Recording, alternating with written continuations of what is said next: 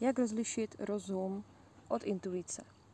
V prvé řadě, pokud budete řešit věci jenom rozumem, budete pořád hledat logická odůvodnění, a to i za předpokladu, že se v tom nebudete cítit úplně dobře. Pokud vám do toho bude kecat rozum, tak to poznáte jenom podle toho, že si neustále budete říkat, měla bych to udělat, protože když jsem to udělala minule, tak se stalo.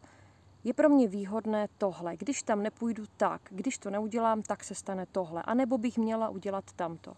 Tak tohle je prosím vás rozum.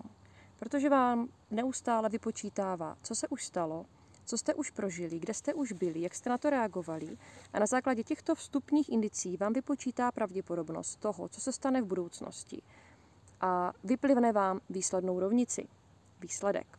A vy se na to podíváte a řeknete si, no jo, ale já to takhle nechci, mně se tenhle výsledek nelíbí. Takže si řeknete, dobře, ten rozum to má ale spočítané. On mi tedy dal jasné vstupní informace. Řekl mi, ty jsi tam byla minule, stalo se tohle, teď se cítíš takhle, bude to takhle, není to moudré, je to moudré. A vy máte tendenci mu věřit, protože on má všechny argumenty. To je mozek. Jenomže mozek, bohužel, žije pouze v minulosti. A vaše mozkové buňky nejsou schopné předvídat věci dopředu jinak, než na základě toho, co se vám už stalo.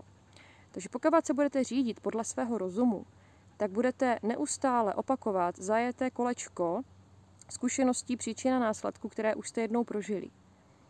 Naopak intuice vám dovoluje z tohohle vystoupit a zažít věci jinak. Nebýt omezení jenom tím, že máte nějaké přesvědčení, máte nějaké zkušenosti, ať už negativní nebo pozitivní. A dovolí vám podívat se na to úplně jinak, i když tomu ten mozek nebude rozumět. A tady nastává ta největší prekérní situace. Protože vaše intuice vám může říct, hele, to bude super, běž tam, zní mi to dobře, ale váš mozek řekne, hele, seš magor, už jsme to zažili a byla to katastrofa. A teďka co vy jako máte dělat? Jak se v tom máte vyznat? Jednoduše. Vy si musíte připustit, že ten mozek kalkuluje pouze z dat, která se už staly. To je jenom minulost. On vám jenom propočítává ty procenta zadaná na základě toho, co jste už prožili. Ale pokud dovolíte té intuici se do toho začít motat a zkusíte to udělat jinak, pak pocítíte, že ten mozek začne prudit a začne vám říkat, hele, tohle bych ale fakt nedělal. Už jsme to zkusili, podívej, tady jsem ti to spočítal, tady máš jasně plus a minus, 1 plus 1 je 2 a vy začnete najednou váhat. A tady přesně cítíte ten rozpor mezi tou intuicí a tím rozumem. A je strašně důležité z toho nepanikařit a nesnažit se to vykonstruovat hlavou, protože pokud jednáte na základě intuice, tak si nikdy nejste jistí, proč to děláte. Nikdy si nejste jistí tím výsledkem, protože vy se nemáte o co opřít. Vy tam nemáte žádná zdrojová data, která byste zadali do toho počítače, protože vy řeknete, ale já to tak cítím. A mozek řekne, no to je sice fajn, ale já ti říkám, že ne. A vy řeknete, ale já cítím, že jo. A mozek řekne, tak dej důkaz. A vy řeknete, já žádný nemám. Je to tak prostě cítím. A to je ta intuice. A vy pokud se tu intuici naučíte poslouchat, naučíte se jí vnímat a jednat podle ní, tak zjistíte, že se v tom životě dostanete mnohem dál, protože nebudete pořád běhat jenom v kolečku omylů, pokusů a já jsem to věděla, že to tak dopadne, já jsem to říkala. Jo? Vy to musíte dovolit to, že se samozřejmě spletete a musíte dovolit i to, že ne vždycky všemu rozumíte.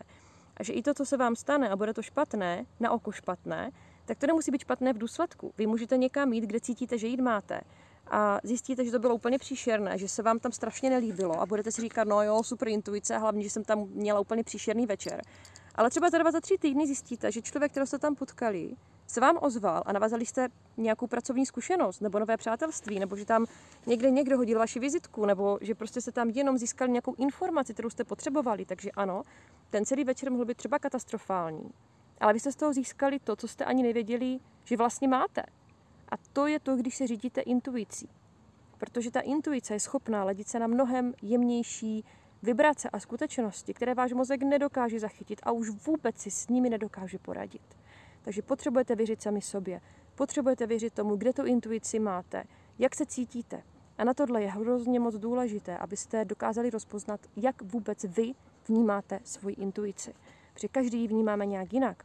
Někdo má pocit v žaludku, někdo v hrudníku, někdo má jenom náhle vnuknutí, které se opakuje pouze jednou, někdo to cítí, jako kdyby mu celým tělem probíhalo mrazení. Je spousta možností, jak tu intuici můžete vnímat. A v prvé řadě je potřeba zjistit, jak to vlastně máte vy, abyste byli potom schopni ji lehčí rozeznat. Takže toliko k tématu. Kdybyste měli dotazy, tak se klidně ptejte, moc ráda vám poradím, pokud budu vědět. Mějte se hezky.